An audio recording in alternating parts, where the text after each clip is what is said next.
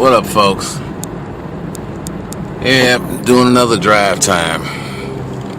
Well, everybody has put their 2 cents in on this. I think I'll put mine in. You know, this whole Trayvon Martin thing was fucked up from jump. Nobody was right, everybody was wrong. You know, from Trayvon mouthing off to George Zimmerman, and before that, and this is something that I'll say Tommy Sotomayor mentioned, and I had to think about it. You know, he's got a point. From Trayvon's dad not letting the neighborhood watch guy, the little community that he lived in, not letting Zimmerman know who Trayvon was and advised him that if you see him, he's my son, he lives here. From that to Zimmerman seeing him, Trayvon, and going against the dispatcher's advice and getting out the car and confronting him, to Trayvon's mouthing off, to the boy's unfortunate death, to the little cover-up and little shaky dealings going on by the police. It was all fucked up. From the prosecution's sloppy ass job of preparing a case, which was made no more evident by them putting Rachel Gentile up there, attitude and all, and having clearly not been prepped by the prosecution. When I saw her on day one, her attitude, her mannerisms, I knew. I said at the very least, Zimmerman's going to get a mistrial. But it was fucked up. From day 2, the second day on the trial, where she gave us more of the same attitude, more of the same surliness, and CNN was doing a really good job of pissing on everybody's back and saying it was raining because they were saying, oh, her attitude improved. Bullshit, it didn't. But that was fucked up.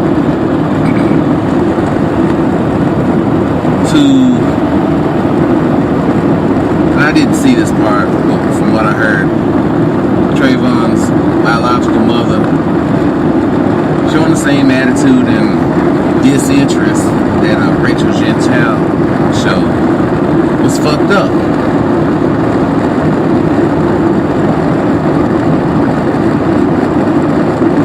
To Zimmerman's acquittal, it was fucked up. And it was fucked up because it wasn't that the defense won, the prosecution lost. They deliberately slopped that up, the whole thing. But what got away with me when I found out about the verdict on last Saturday, they had a thing on MSNBC, and these people, they were talking about, oh, I feel scared for my son. And what I noticed was all they had were women on there. And somebody a couple of days ago said something on the radio, said, you know, this whole Trayvon Martin thing is mobilized, or is awoken a sleeping giant, the black mothers. And you know, and I'm hearing all this stuff about black women saying, oh, how they fear for their sons, and all of this. And women that were on MSNBC, they would say they fear for their sons, and they had the talk with their sons about how to carry themselves and dealing with the police and authority figures. And I'm looking, and it's like, with the people that you saw on the TV, they look like they live in a gated community. So So my rationale is, you fucking think that kids are gonna be safer in the fucking hood? You know? And to me, it's a little disingenuous, especially when you know that there are modern black women out there who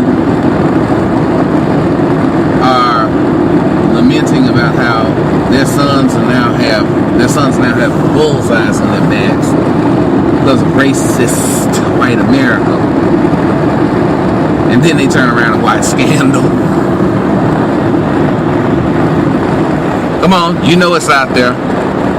Nobody wants to say it, but I will. And I just wonder, how are the black women who are on this tip, how can they reconcile themselves to that?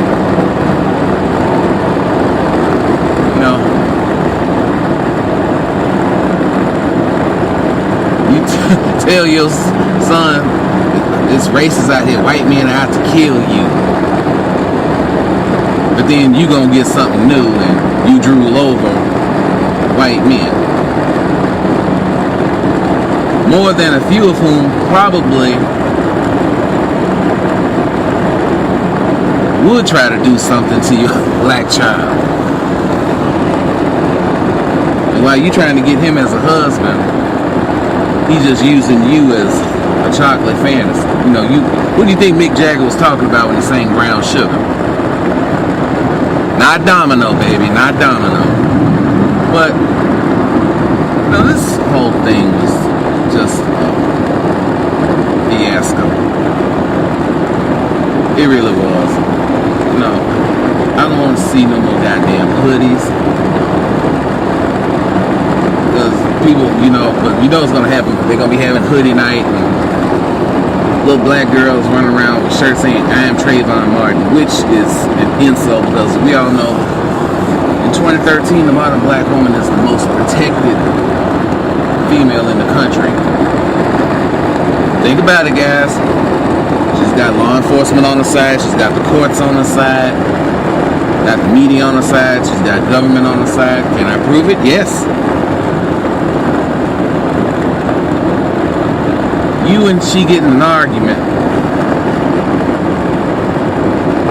and she can actually hit you first and you defend yourself. And she picks up her phone and calls the police, aka her white boyfriend. Who do you think they're gonna believe? Or you mess around, she gets knocked up, she puts you on child support.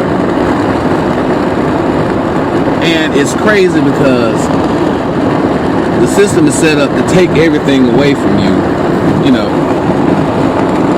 you lose your license, you can lose your license for not paying child support. Well, how can you get, and then if you're driving to work and get pulled over, you can go to jail for driving without a license, on a suspended license because you didn't pay child support. And it's a vicious circle.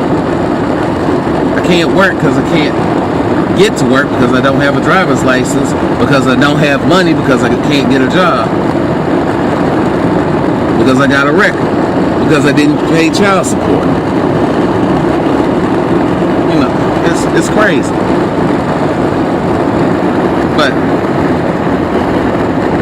these are just my thoughts.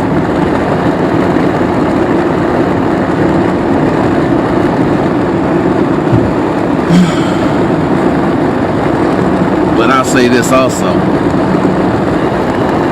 When I saw that verdict, I said, you know what? Black America, we are officially irrelevant. We've been irrelevant for a time, but now we're officially irrelevant. Oh, and one more thing. The media kept on saying George Zimmerman was white. When I saw his picture, the first thing I said, he's Hispanic. And that's what he is. He's Hispanic. Quit calling him white. Or is he a half-breed?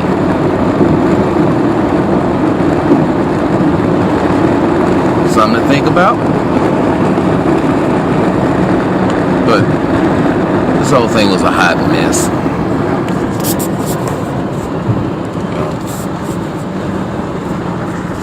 And when they had the verdict, what did niggas do? Nothing. Business as usual. Same old shit.